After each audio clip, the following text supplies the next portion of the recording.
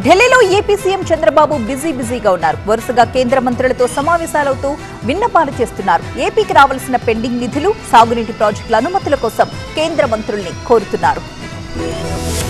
AP CM Chandrababu ఢిల్లీలో పర్యటిస్తున్నారు. వరుస భేటీలతో కేంద్ర మంత్రులకి ఏపీకి రావాల్సిన ప్రాజెక్టులపై వినతి పత్రాలు సమర్పిస్తున్నారు. కేంద్ర మంత్రి హర్దీప్ సింగ్ తో భేటీ అయిన చంద్రబాబు ఏపీకి సంబంధించిన పలు అంశాలపై చర్చించారు. అంతకుముందు కేంద్ర మంత్రి ఖట్టర్తో సమావేశమయ్యారు. విశాఖ, విజయవాడలో మెట్రో రైల్ ప్రాజెక్టులకు ఆమోదం తెలపాలని కోరారు. ఆర్థిక మంత్రి నిర్మలా సీతారామన్తోనూ చంద్రబాబు భేటీ అయ్యారు. పూర్వోదయ, సాస్కీ పథకాల ద్వారా ఏపీకి చేయూత ఇవ్వాలని విజ్ఞప్తి చేశారు. రాయలసీమ హార్టికల్చర్ హబ్ కోసం వచ్చే బడ్జెట్లో నిధులు కేటాయించాలని కోరారు. పోలవరం, నల్లమల సాగర్ లింక్ ప్రాజెక్టు పైన చర్చించారు. కేంద్ర జలశక్తి మంత్రి పాటిల్తో గంటకు పైగా భేటీ అయ్యారు చంద్రబాబు. సాగునీటి ప్రాజెక్టులకు అనుమతులతో పాటు వివిధ పథకాలకు నిధులు విడుదల చేయాలని కోరారు. ప్రత్యేకించి విభజన హామీలో భాగంగా ఆమోదం పొందిన ప్రాజెక్టులకు ఆర్థిక సాయం అందించాలన్నారు. పోలవరం ప్రాజెక్టు పనుల పురోగతిని కేంద్ర మంత్రికి వివరించారు. రెండో దశ పనులు పూర్తి చేయడానికి అవసరమైన నిధులపై త్వరలోనే పూర్తి నివేదిక కేంద్రానికి సమర్పిస్తామన్నారు చంద్రబాబు.